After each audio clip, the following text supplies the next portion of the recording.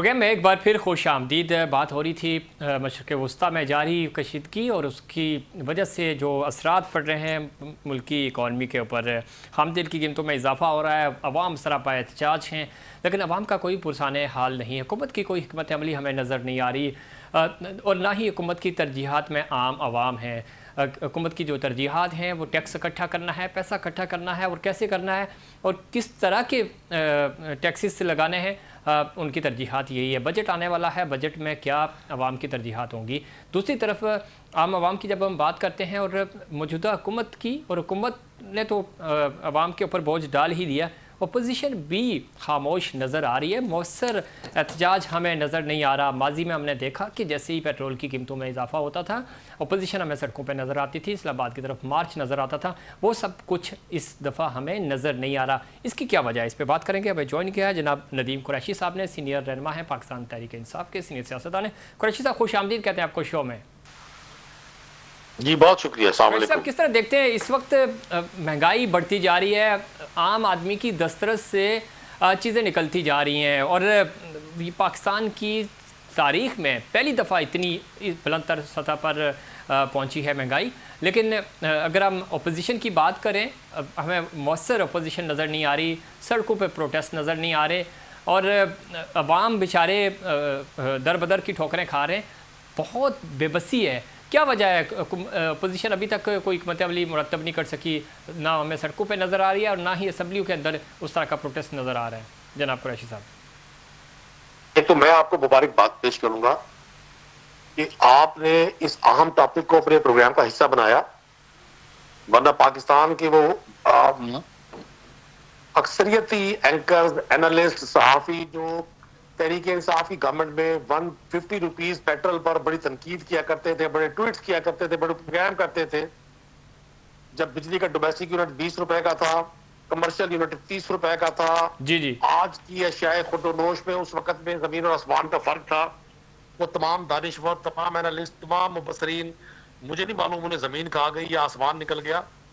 वो टीवी की स्क्रीनों पर तो नजर आते हैं, लेकिन इस मौजू से वो बिल्कुल पहलू तही करते हैं। आपका इदारा मुबारकबाद का मुस्तहिक है। दूसरी बात, जब अवाम के वोटों की बजाय हुकूमतों को मुसलत किया जाए जी, अवाम के वोटों से मुंतखब होने की बजाय लोगों को एक कब्जा ग्रुप की सूरत में हुकूमतें दे दी जाए और हुक्मरानों को ये एहसास हो कि हम किसी को जवाबदेह नहीं है बल्कि हम अल्लाह को भी जवाबदेह नहीं है, तो फिर फैसले इसी तरह के होते हैं जैसे पाकिस्तान में हो रहे हैं। ऐसा कतई नहीं है कि अपोजिशन इस पर एहतजाज नहीं करी। अपोजिशन, मैं खुद अपोजिशन का रुकन असम्बली हूँ। पंजाब असम्बली के गुज़श्ता सेशन में जो 15 दिन जारी रहा, इन्हीं टॉपिक्स पर एक एक टॉपिक पर बहस हुई, लेकिन चूंकि हुकूमती कंट्रोल मीडिया इतनी जरूरत नहीं करता कि चीजों को उस तरह से लोगों को दिखा सके। जहां तक स्ट्रीट एजिटेशन की बात है, आपके इल्म में है, हर शुबा जिंदगी को, वो काश्तकार हो, वो ट्रेडर्स हो, वो तुलबा हो, वो वकला हो, एक नई रीत चल रही है पाकिस्तान में कि अगर कोई भी शख्स हुकूमत वक्त से कोई जायज सवाल भी करता है तो उसको अदालतों में, मुकदमात में, कहीं पीका एक्ट, कहीं डेफमेशन लॉ, कहीं 144, कहीं 16। कुरैशी साहब, इसमें कोई शक नहीं, हम आपको पर्सनली जानते हैं, बड़ी मौसर तवाना आवाज़ हैं आप पंजाब में, ख़ासतौर पे अपोजिशन की जब हम बात करते हैं। लेकिन जो आप पॉइंट उठा रहे हैं इसमें भी कोई शक नहीं, लेकिन कहीं से आगाज़ तो होना है, सड़कों पे तो निकलना है। किसानों का, मज़दूरों का, पार्लियामेंट के अंदर जो लोग मौजूद हैं, अपोजिशन कर रहे हैं, चाहे वो और आम तबका है, उनके साथ तो किसी ने खड़ा होना है। अपोजिशन ही उनकी आवाज़ हुआ करती थी माजी में भी और आज भी होनी चाहिए। जो भी हथकंडे हुकूमत वक्त आजमाए, लेकिन सड़कों पे तो निकलना होगा, अदरवाइज़ तो ये बिल्कुल आम आवाम, यकीन करें बहुत लोग परेशान हैं। और आप ज़रा हल्के की सियासत करते हैं, आपको पता है, आप जाएं किसी से बात करें, किसी शादी ब्याह में चले जाएं, किसी वैसे तकरीब में चले जाएं, बुरा हाल है। हर शख्स इस वक्त हैंड टू माउथ हुआ हुआ है। मैं आपकी एक एक बात को इंडोर्स करता हूं। मैंने पब्लिक से वोट लिए हुए हैं, मैं डायरेक्ट लोगों के सलाई जोन में हूँ, मिडिल क्लास से हूँ, मिडिल क्लास को रिप्रेजेंट करता हूँ। मैंने अपने पूरी जिंदगी में जितना बदहाल, जितना मायूस, जितना अफसुर्दा, जितना नाउमीद, जितना परेशान, जितना पशेमान लोगों को इस 3-4 साल में देखा, कभी नहीं देखा। लेकिन आपको गुजारिश कर दूं, पाकिस्तान की अवाम को अब ये फैसला करना पड़ेगा। पाकिस्तान की अवाम को अब सिर्फ सोशल मीडिया पे तनकीद की बजाय अपने घर के ड्राइंग रूम में बैठकर हुकूमतों से बात पुरस करने की बजाय बाहर आने का हमें आइन हक देता है, पुरअमन एहतजाज का। जी। पाकिस्तान का कॉन्स्टिट्यूशन हर शहरी को ये हक देता है। और मैं फिर आपसे गुजारिश करूंगा, मैं उन मीडिया हाउसेस से भी अपील करूंगा कि वो जो रेटिंग आज मीडिया की खत्म हो गई है, लोग टीवी देखना छोड़ गए हैं, उसकी वजह यह है कि आप एक आर्टिफिशियल माशरे की अक्कासी करते हैं, आप एक मसनूई अक्स बंदी करते हैं, सब अच्छा दिखाकर ग्राउंड पे वैसा नहीं है। और आप जिस शहर में बैठे हैं, अगर आप जो मेरे ज़हन में आप कराची से बात कर रहे हैं, तो कराची में आलमगीर खान साहब हमारे एक साबिक एमएनए और मौजूदा भी फार्म 47 के एमएनए वही थे, फार्म 45 के, उन्होंने एहतजाज किया। आज उनको कई माह से पाबंद सलासल रखा हुआ है। आप इससे अंदाजा कर लें कि सिंध जैसी जगह जहां पीपल्स पार्टी की सरकार है, जो बड़ी लिबरल पार्टी समझी जाती है, जो पार्टी जमहूरियत का बड़ा दावा करती रही, जो अवाम की ताकत को सरचश्मा कहती रही, उनके शहर में, उनके सूबे में यह है कि कोई शख्स महंगाई के खिलाफ एहतजाज नहीं कर सकता। इसमें कोई शक नहीं कुरैशी साहब, इंसानी हकूक़ की पामाली हो रही है। शीमा किरमानी साहिबा, कुछ दिन पहले आपको याद होगा, उनको प्रेस क्लब के बाहर से अरेस्ट किया गया, फिर उनको छोड़ा गया। एक पूरा ड्रामा यहाँ पे हमने देखा। इसमें तो कोई दो राय नहीं है। और सियासी कारकुनान हों और सोशल एक्टिविस्ट हों, ह्यूमन राइट एक्टिविस्ट हों, वो कुर्बानियाँ भी दे रहे हैं, सड़कों पे नज़र भी आ रहे हैं, गिरफ्तारियाँ भी हो रही हैं उनकी। लेकिन ज़ाहिर है जब आप जबर की जा रही होती है हुकूमतों की तरफ से, तो आप स्टैंड भी लेते हैं, आप खड़े भी होते हैं, हमारे भी खानी पड़ती हैं। वो चीज़ें हमें नज़र आ रही हैं। स्टैंड तो लेना होगा। अगर हम नहीं बोलेंगे तो फिर तो ये माशरा ही ख़त्म हो जाएगा, अच्छाई और बुराई का फ़र्क ही ख़त्म हो जाएगा। देखिए, एक चीज़ गुजारिश कर दूँ, पाकिस्तान की 65% से ज़्यादा आबादी नौजवानों पर मुश्तमिल है। ये नौजवान जो 30 साल से कम उम्र हैं, दुनिया के बेहतरीन ज़हन रखते हैं, डिजिटल दौर के इंतहाई ब्रिलियंट माइंड नौजवान है, उनकी हर चीज पर नजर है। पाकिस्तान में आज वो हालात नहीं है कि लोगों से कोई चीज पोशीदा हो। मैं आज भी समझता हूँ हुक्मरानों ने अपने आप को मुख्तलिफ कानून साजियां करके, जुडिशरी पे कब्जा करके, मीडिया हाउसेस को कंट्रोल करके ये जो डेड लॉक पैदा करने की कोशिश की है। इस हद से ज्यादा माहौल में जब पाकिस्तानी कौम और पाकिस्तान का नौजवान बाहर निकलेगा, तो ये निज़ाम, ये जो लड़ता निज़ाम है, ये बहुत बड़े खतरात में घिर जाएगा।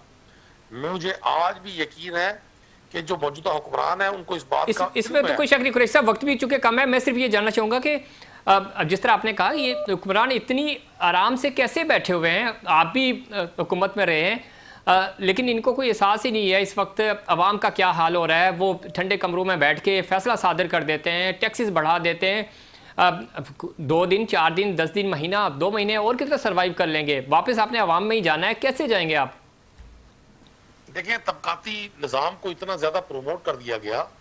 एक तबका जो अशराफिया का है वो कानून से बालातर है, उनके लिए तमाम वसाइल हलाल हैं। एक तबका middle class, lower middle class और गरीब लोगों का है, जिनको सिर्फ और सिर्फ अपने बच्चों का पेट पालने के लिए, रोजमर्रा अखराजात पूरे करने के लिए, यूटिलिटी बिल्स देने के लिए वो मशीन की तरह से काम करते हैं। उसके बावजूद वो डेफिसिट में होते हैं, उनका बजट मैच नहीं कर रहा होता।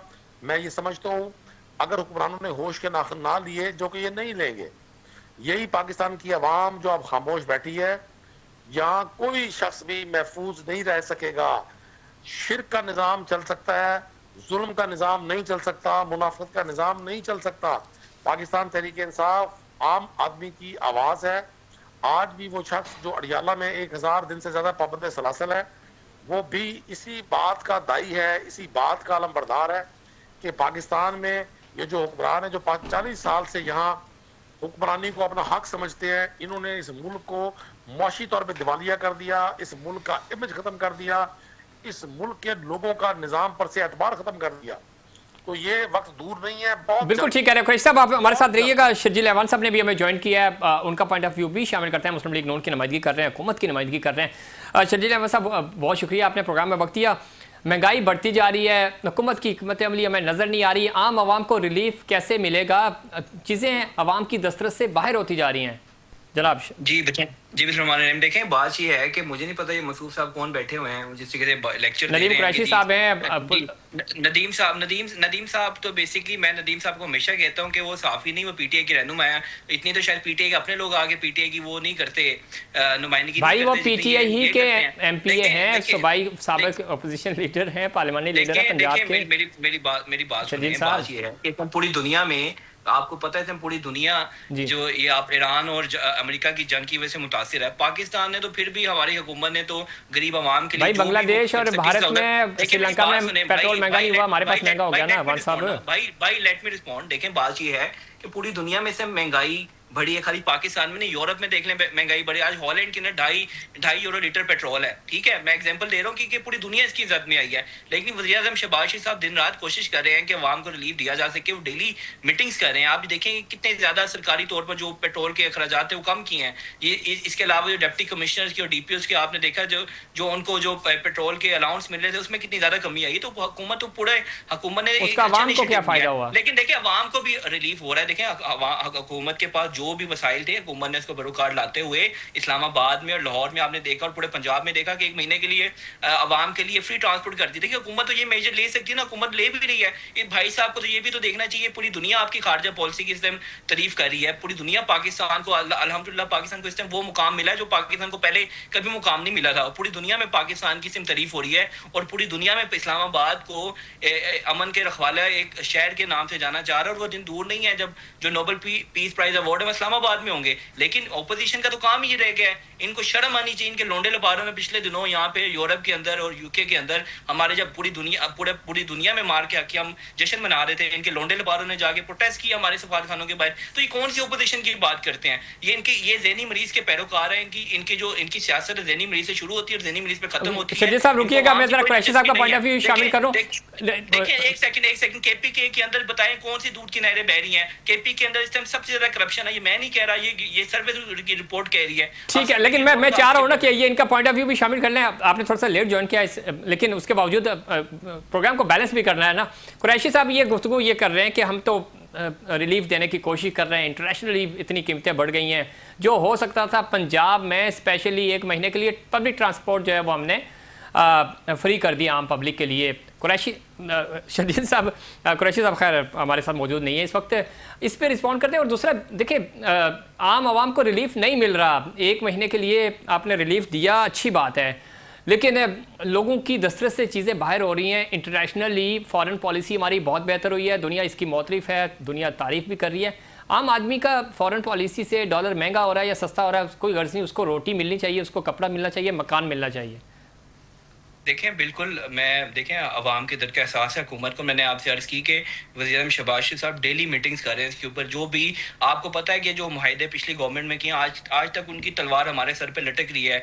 IMF का, क्योंकि इमरान खान की हुकूमत ने IMF का प्रोग्राम पूरा नहीं किया था, वो आज भी IMF की तलवार हमारे सर पर लटकती रहती है। लेकिन इसमें कोई शक नहीं, IMF का प्रोग्राम। बहुत शुक्रिया आप दोनों मेहमानों का। नाज़रीन, ये हमारा आज का प्रोग्राम। उम्मीद करता हूँ देख रहे प्रोग्राम्स की तरह आज का प्रोग्राम भी आपको पसंद आएगा। मुझे और अपफ्रंट की पूरी टीम को दीजिए इजाज़त। अल्लाह निगहबान।